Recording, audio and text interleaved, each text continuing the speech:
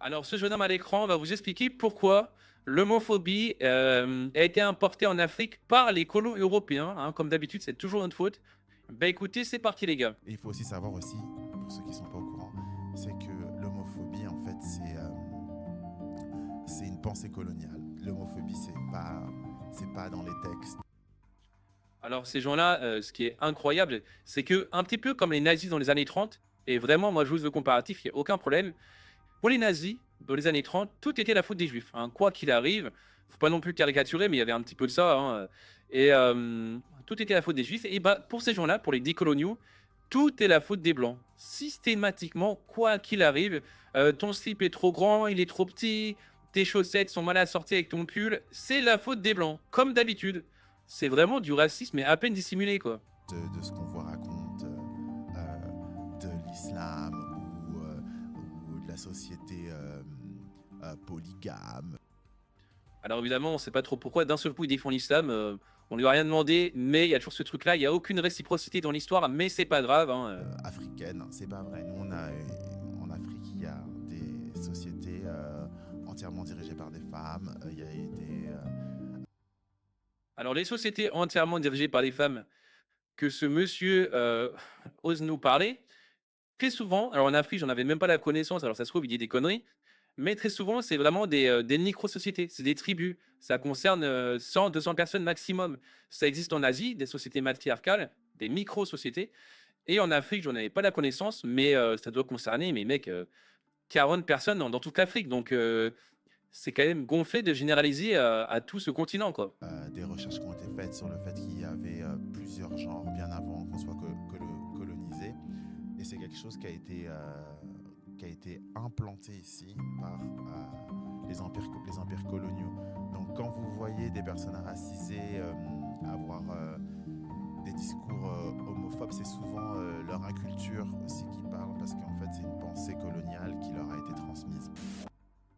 Mais quand je vous ai dit que pour ces gens-là, tout est la faute des Blancs et des Occidentaux, la preuve, je veux dire, quand il y a, je sais pas, une bande de racailles qui insulte un mec dans la rue, voilà, avec des insultes homophobes, bah, vous le savez pas encore, mais si, c'est votre faute en fait.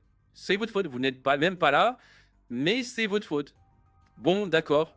C'est toujours, non mais c'est, et ces gens-là, ils ont un pignon sur rue, ils peuvent dire n'importe quoi. C'est absolument dingue. Puis ce qui est intéressant, c'est que à un moment dans la vidéo, il a quand même dit nous en parlant de l'Afrique. On voit que, mais il y habitera jamais parce que je pense que vaut mieux pas. Et puis d'ailleurs, alors pour ce jeune homme, on a un petit cadeau. Un petit cadeau, c'est gratuit, ça fait plaisir. On a une petite carte, hop là, qui vient de sortir. Alors, elle vient du magazine Slate, qui est quand même un magazine américain, mais 100% gauchiste. Il y a plus ou moins les mêmes cartes un peu partout, sur TV5 Monde, ce genre de trucs. Donc ça reste des trucs sérieux, même si j'aime pas trop. Mais et bah alors les pays en rouge, enfin plus c'est rouge et plus les pays concernés sont vraiment pas très tolérants vis-à-vis de la communauté LGBT dans le monde. Donc comme vous pouvez voir, pardon, les pays européens occidentaux, on va dire, au sens large, les pays occidentaux sont tous en vert. Voilà, tous sans exception. Et pourtant, bon, bah, ce monsieur apparemment, bah, non, c'est l'Occident, on n'est pas des gentils, quoi. Et bizarrement, les pays africains, ils sont un peu beaucoup en rouge, hein, c'est rouge vif d'ailleurs. Et et puis, alors, il y a beaucoup aussi les pays, musulmans. On fait pas le lien, bien sûr, hein, c'est pas notre genre, mais quand même. D'ailleurs, il y a des pays musulmans qui, à ma connaissance, n'ont pas été colonisés. C'est ça qui est quand même bizarre, les gars. On a la Turquie. La Turquie n'a jamais été colonisée. On a l'Irak. Ça n'a pas été colonisé. Il pouvait y avoir des comptoirs français ou ce genre de trucs, même en Syrie. Parce que là, il y a également la Syrie.